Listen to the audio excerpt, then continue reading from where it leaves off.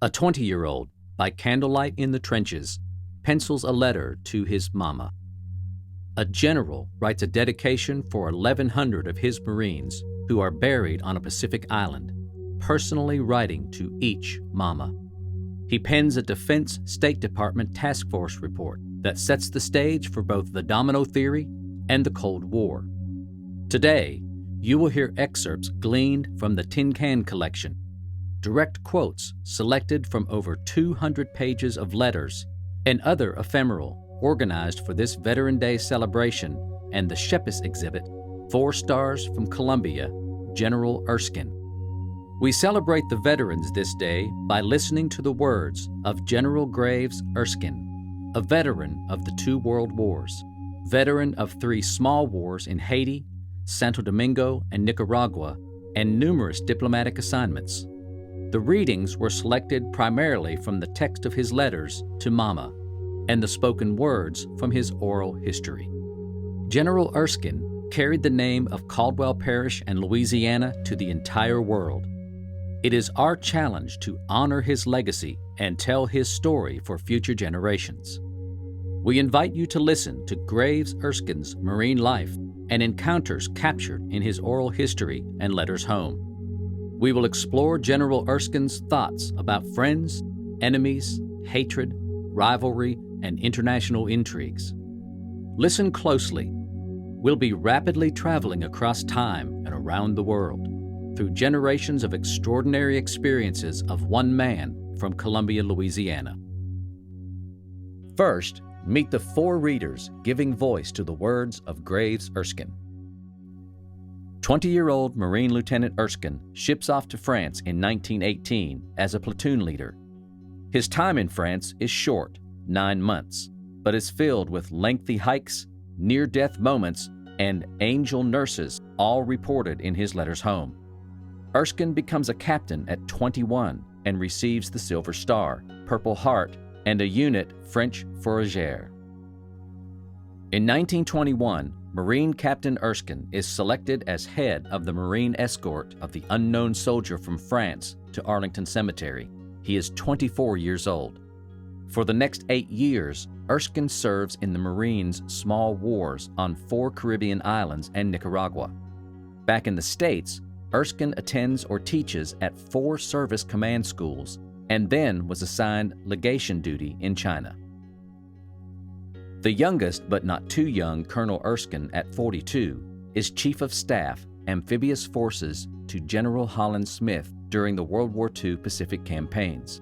As Deputy Commander, he gains fame for running the show, designing and executing an amphibious blitzkrieg against Japan. In 1944, he assumes command of the 3rd Marine Division, who fondly called him the Big E. And General Erskine, retired 4-star general, serves 8 years as assistant to 4 secretaries of defense as director of special operations. His advice was a determinant in the 50s Cold War tactics and the reorganization of the nation's security. General, you have an illustrious career marked by commendations and medals. But today, let's focus on your astonishing experiences that make you an ultimate Marine veteran. Your first question: which was harder, fighting in World War I in France in 1918 or World War II on Iwo Jima Island in 1945? Well, you know that in World War II, I was a general, and in France, I was the youngest lieutenant and platoon leader in the Corps. A bit of a difference. Mama, France is a wonderful country. Had 8 inches of snow, over 7 inches of mud. I'm plowing through mud, swimming in the water in the trenches. I return to my billet wet to the waist, muddy to the knees, and frozen feet. Almost. I met Madame at the door with Vive la France, and immediately she serves me hot tea, cognac, wine, and dinner, hanging onto that phrase, Vive la France. General Blackjack Pershing puts the Marines up front and marches us straight across the open wheat fields, our Springfield rifles against the German machine guns. The losses were heavy, but the Marine devil dogs pushed the Germans back across the Marne Valley away from Paris. According to family lore, my brother Buddy hears the Marine's death toll and hikes from his army unit to Belleau Wood. He walked the wheat fields looking for me or my body. My brother Buddy told his son the Marine corpses were stacked like cordwood. Only 10 out of 35 officers in my battalion survived the initial 1918 Belleau Wood attack. These are the 10 surviving officers. 3 became Marine generals. Major Holcomb on left and Lieutenant Cates on right are future commandants of Marine Corps. Lieutenant Erskine is the center back, 20 years old. The next 4 passages describe Erskine's World War I in France and World War II on Iwo Jima experiences. General Erskine's comments are from his oral history and from this 1945 letter home. You will hear Bosch, Fritzie, Heine, and Hun, all World War I slang for Germans. Grandma, I spent 42 days in the front line and was in all the attacks. We have almost a new company now, as Heine has been rather rude with us. But we sure showed him what the Marines could do, and we will show them a few stunts more. In World War I recall a particularly hard bombardment hit our company headquarters. My 20-man platoon was taking cover in the woods when Bernard Fritz, my sergeant, steps up and salutes me. Sir, you're in command. What are your orders? Lie down, damn it, just as fast as you can. Lie down. Sergeant Bernard Fritz trained me at Quantico and was my steady advisor. He had a greater influence on my career than any other man. A 20-year-old company commander with 200 men needs his sergeant alive. Mama, I'm still company commander. Was 4th in command at the beginning one night. Our company was caught in heavy shell fire, had some time keeping things going, have had the company ever since. I'm the youngest man in the company, but the whole bunch is with me to the end. War correspondent Don Martin wrote in 1918, "The American Marines are now occupying places in the front line, in history, and in the hospitals." Mama, I was in a field hospital for flu. My clothes were so muddy and full of cooties when I left the trenches, they burned them and let me keep the shoes. Then the Bosch dropped bombs on us, so we moved. Wish you could have seen my garb, a pair of muddy shoes and pajamas. I sure felt out of place at the train station, but a couple of Red Cross nurses gave me some warm food and chocolate. Then it wasn't so bad. It's 1945, World War II on Iwo Jima Island, and Erskine is now a brigadier general and commander of the 3rd Division of Marines, 23,000 men. He writes Mama about his fighting men and fighting the Japanese. Iwo Jima is a smelly sulfur island with a coral reef, volcanic sand, but vital airfields. The Japanese have machine guns, they have grenades, booby traps, and guts. Every cave, every pillbox, every bunker is an individual battle where Japanese fight us hand to hand to the death. Erskine's division suffered 5,600 casualties with over 1,100 deaths. Heavy losses were not unique to 3 division commanders on Iwo Jima. All had fought in the 1918 Belleau Wood battle, and all knew the cost. Mama, to a man, my officers and men did a very fine job. They are the best fighting men on the face of the earth, those who are left. This battle makes us feel that the Japanese must be thoroughly crushed. Don't worry about me. I've been about this business long enough to know my way around, barring accidents. In the 100-plus Dear Mama letters, each was signed, Your Son, Graves. This singular exception is the Iwo Jima letter signed, Love. In October 1918, I was evacuated from Brest, France to Norfolk, Virginia. The compound fracture of my right leg, complicated with osteomyelitis, took a year and a total of 9 surgeries before I returned to active duty. On Armistice Day, November 11th, 1918, I wrote in my diary,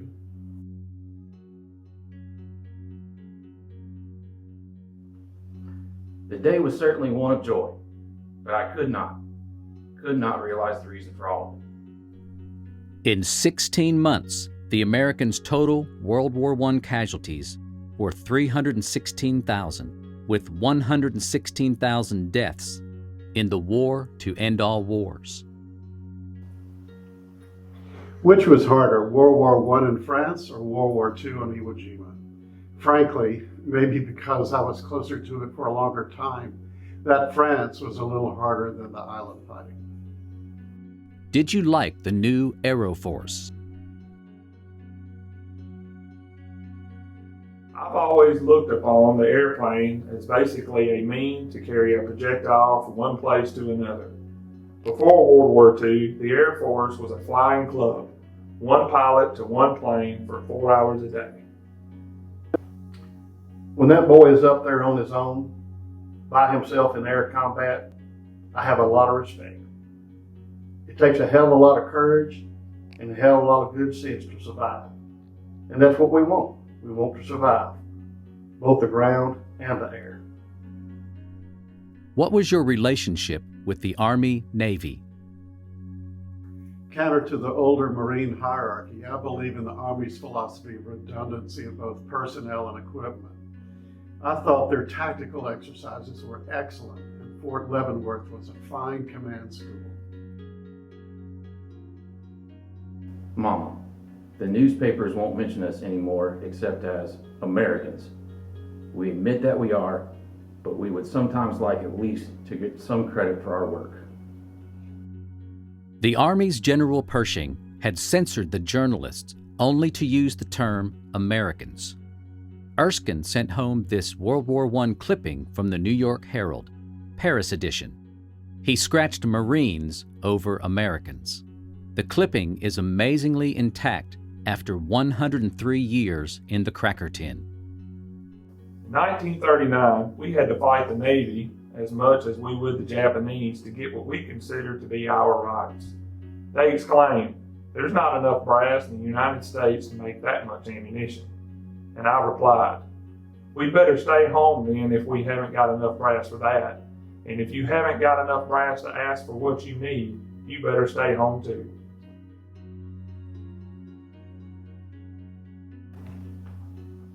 The Navy really fights us. We need a bow loading boat that our men can hit the beach fully equipped and ready to fight, not crawl over the sides in 6 feet of water. Mr. Higgins from New Orleans finally designed our landing craft and did it on his own nickel. Eisenhower declared, "Andrew Higgins is the man who won the war for us."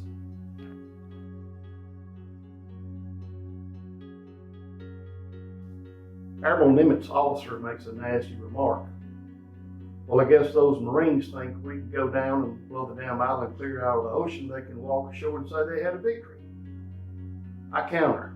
The Navy is afraid of the Japanese, of their aircraft and submarines. You want to run in, fire a few rounds, throw the Marines ashore, and get the hell out of there.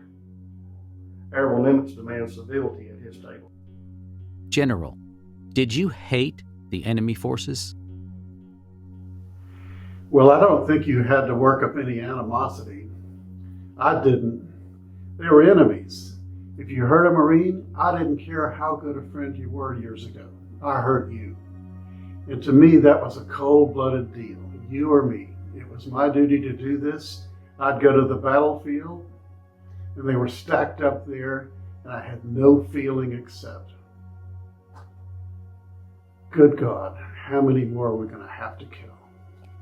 This World War I excerpt to Mama, dated September 15, 1918, vividly recounts Erskine's final battle before his war-ending wound by a German machine gun.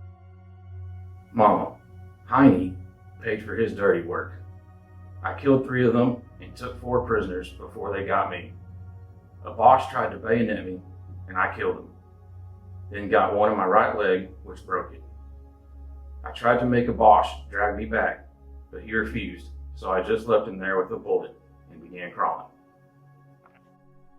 According to family lore 50 years later, Erskine's family asked the Marines to locate the general to tell him his brother Buddy had died. The Marines found General Erskine in a New York City hospital. A Puerto Rican separatist had attacked the general outside his hotel, slashing his forehead and eye. Erskine was able to disarm and subdue the attacker by breaking the man's arm and holding him until the police arrived. Tough 21-year-old, tough 71-year-old. In this next passage, Erskine describes visiting Japan on his way home from China. As an intelligence officer, he is asked to gain information about Japan's military buildup. In 1937, I was on my way home from Peking, China, but I was asked to stop over in Japan. After 10 days of closely escorted tours of historical sites of no military significance, some Japanese officers gave me a going-away party. It was a beautiful room with big black cushions embroidered with gold. The geisha cooked your food, put it in your mouth, and brought your drinks, scotch and sake. We drank a lot, and the Japanese officers started bragging that they were my friends and would take care of me when they invaded and conquered the United States. I was angry, but thought it best to stay quiet. Major Saito said he was assigned to the Los Angeles area. After a few more drinks, Saito asked what I would do for them. I was so furious. I simply promised them a military funeral. 7 years later, 1944, Saipan Island is invaded by the Marines. By now, General Saito is the commanding officer of Saipan, and at the point of the imminent defeat, he orders his 4,000 remaining troops to die in a blaze of glory. Saito's troops, some armed with only bamboo spears, were annihilated in a suicidal banzai attack. An injured Saito commits harakiri. When I heard this, I had Sato's body identified, found a Japanese flag, and instructed my guard unit to bury him with honors and 3 volleys. The guard thought I was completely nuts. I carried out my promise. General, were you ever sympathetic? In a way, I sympathize with their families. If this Japanese soldier had been captured, his immediate family loses their property back home. So this poor fellow figures it's better for his family and probably for himself to go ahead and die. On a lighter note, you were very young when you entered the Marines. Did you develop any vices? Mama, Cousin Frances said that she was going to send me some smokes. You might do some, if you can get Fatimas or cigars. You just have to smoke to live over here. Uncle Scott, there's plenty of wine, and it's very cheap. Drink it with all my meals. 17 years later, in 1935, I was the executive officer at the Peking, China Embassy. I attended the daily consulate parties. Required socializing began. 10 a.m., champagne at the Italian Embassy. Obligatory gin and tonics at the British Embassy before lunch. Cocktail hour followed by a 3-wine dinner until midnight with champagne. Not much time for regular Marine duties without insulting someone. Hard drinking in Peking, but loved playing polo. We both drank and smoked. Ernie Powell, a well-known war correspondent, had come from the European campaign and joined the 3rd Marine for Iwo Jima. Unfortunately, Ernie was killed 3 months later in the Battle of Okinawa by machine gun fire. You qualified early on as a machine gun instructor. Thoughts about machine guns? Mama, the Bosch big shells were quite monstrous at times, but the machine guns give you more pep in 1 minute than anything else could in a year. When scouting no man's land, I couldn't make up my mind to duck my whole head in the mud until we came within about 50 yards of the Bosch machine gun. Of course, someone coughed. A star shell went up, and every gun on the line opened fire. The bullets cut off some of the wooden wire posts just over our heads. I was in a shell hole full of mud on my back for 2 hours with just my nose out. On Iwo Jima in 1945, Japanese General Graves built 11 miles of tunnels throughout the island with 5,000 portals and concrete pillboxes, all with machine guns to drive us off the island. The Japs weren't on Iwo Jima, they were in Iwo Jima. Kobayashi planned for us to pay heavily for Iwo Jima. 575 Marines died on the initial beach landing under deadly machine gun fire. The general believed that Harikari and Banzai were a waste of life, but advised his men kill 10 of the enemy, and in the end stab the enemy as he stabs you. The 36-day assault resulted in heavy American casualties, but Japan suffered a catastrophic 95% death rate. What is the worst mistake a commander makes? Not having sustaining power. It's no use sacrificing talented men just because you don't have enough forces and enough equipment. In my mind, that's murder. Not listening to your scout, reading a map with a flashlight. You were in intelligence throughout your career. What were some of your memorable experiences?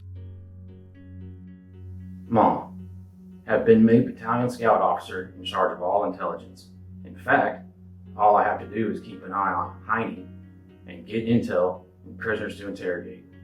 Besides scouting his wire and advance post every night, it's a great life. World War I in France in 1918, I remember I was scouting for the major, and he was not the best map reader in the world, and he didn't listen to his junior officers very much. Major is on his horse. He always expects me to keep up with him on that big horse. I asked him if he was going to cross the bridge, and he says yes.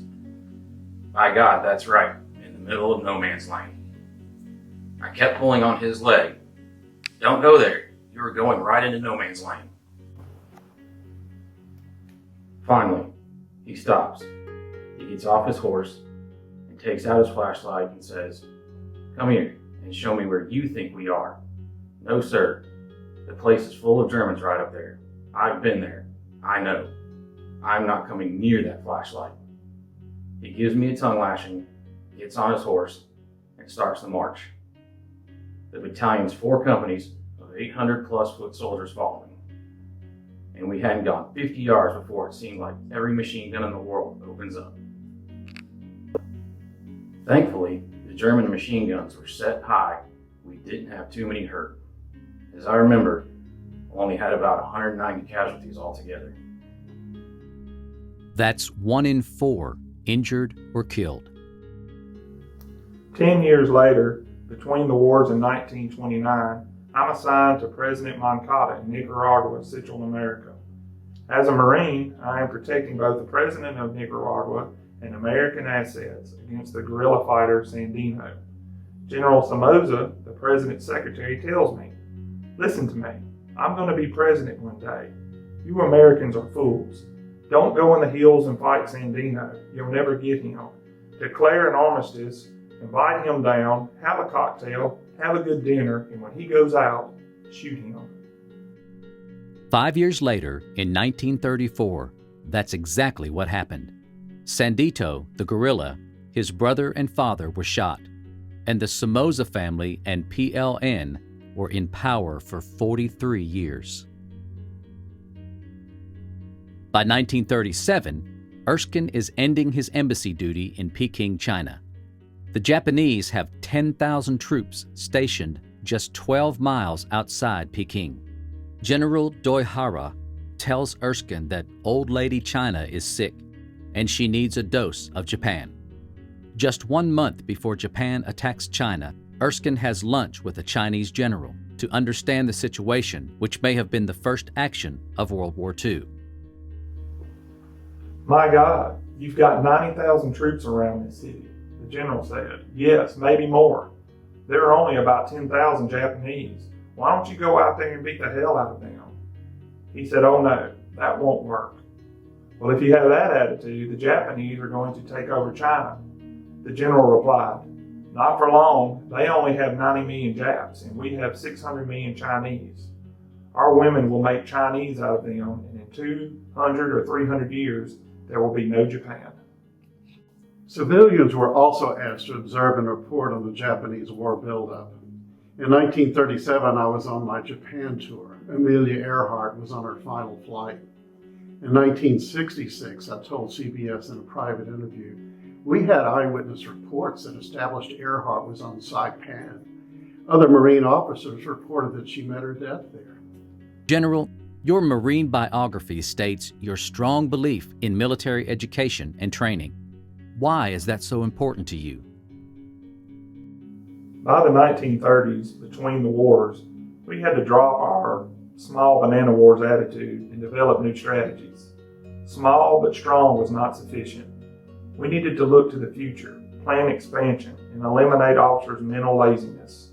No one saw the scope of the future where the Marine forces grew from 15,000 to 500,000 during World War II. In Guam in 1945, we were trained to invade Japan.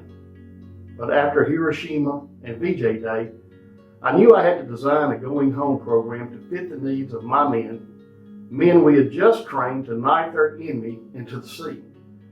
So I started schools for going home day, beginning with mastering the GI Bill of Rights. In 1946, President Truman recalled Erskine to Washington, D.C. to head the Retraining and Reemployment Administration for the 15 million servicemen and women coming home from the war.